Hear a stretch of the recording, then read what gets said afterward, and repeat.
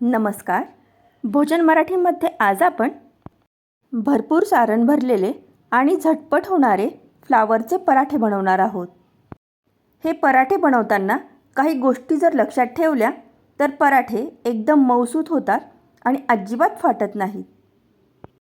हे पराठे तुम्ही मुलांना टिफिनलाही एकदम झटपट बनवून देऊ शकता. फ्लावरचे हे टेस्टी पराठे बनवण्यासाठी इथे मी ह्या साईजचा फ्लावर घेतलेला आहे. आता या फ्लावरचे मी असे या प्रकारे मोठे मोठे तुकडे करून घेतलेले आहे आणि मग फ्लावर स्वच्छ धुवून आणि त्यातलं पाणी निथळून घेतलं आहे. आता हा फ्लावर आपल्याला किसून घ्यायचा आहे. तर या प्रकारे हा फ्लावर आपण किसून घेणार आहोत. असं या प्रकारे सर्व फ्लावर मी किसून घेतला आहे. आता पराठ्याचं आपल्याला सारण तयार करायचं आहे. यासाठी कढईमध्ये थोडंसं तेल घेऊया.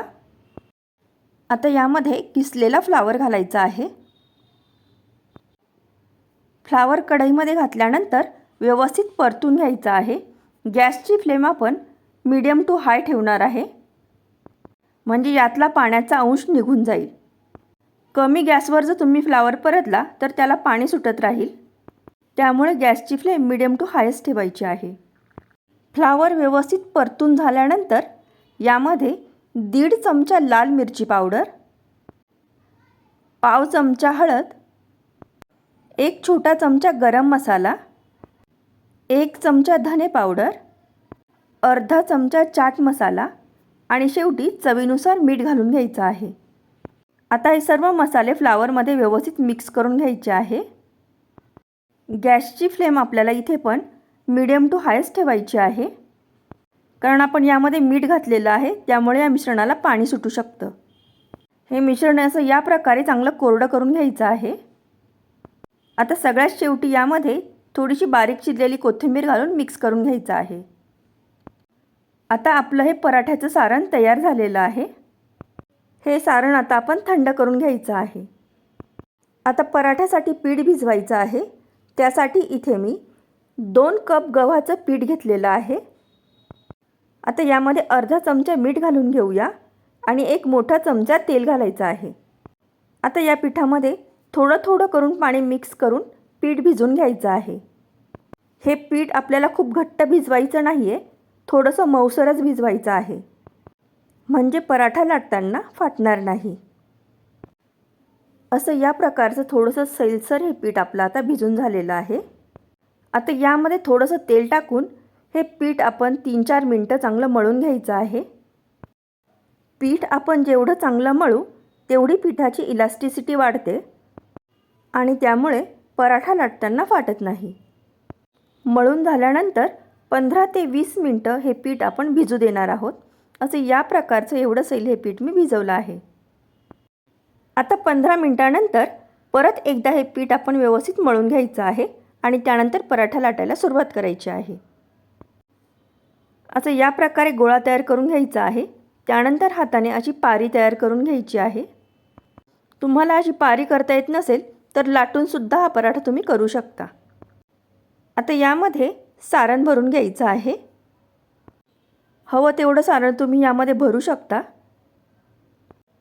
आता सारण भरल्यानंतर वरतून थोडंसं गव्हाचं पीठ घालायचं आहे आणि नंतर पारी या प्रकारे व्यवस्थित बंद करून घ्यायची आहे.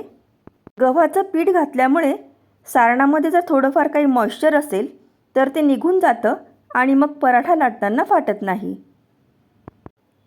या प्रकारे पारीचं तोंड बंद करून वरती जे एक्स्ट्राचं पीठ आहे ते काढून घ्यायचं आहे आणि याचा व्यवस्थित गोळा तयार करून घ्यायचा आहे.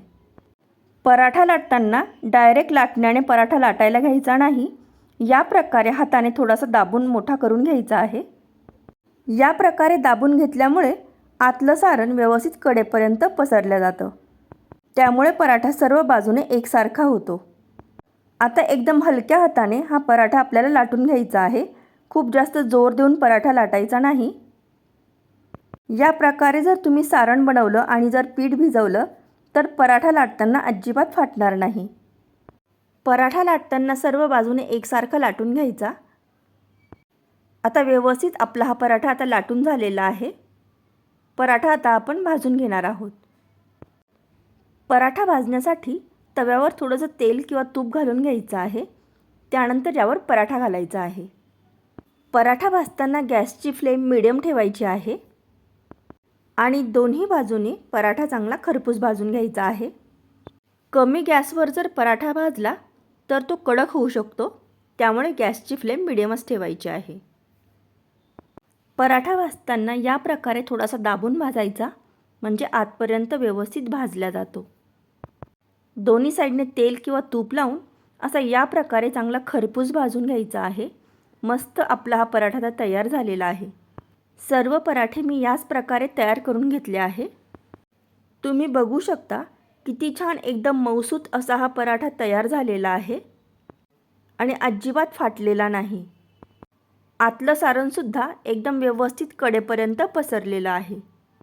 हा पराठा लसणाच्या चटणीबरोबर तर एकदम अप्रतिम लागतो. या लसणाच्या चटणीची लिंक मी डिस्क्रिप्शन बॉक्समध्ये दिलेली आहे. तुम्ही हा पराठा सॉसबरोबर किंवा दह्याबरोबर सुद्धा खाऊ शकता किंवा नुसता खाल्ला तरीही एकदम मस्त लागतो. एकदम पौष्टिक आणि टेस्टी असे हे फ्लावरचे पराठे तुम्ही मुलांना टिफिनलाही देऊ शकता. या प्रकारे फ्लावरचे हे टेस्टी पराठे तुम्हीही एकदा नक्की करून बघा. आणि आजची ही रेसिपी जर तुम्हाला आवडली असेल तर भोजन मराठी चॅनलला सबस्क्राईब करा, लाईक आणि शेअर करा.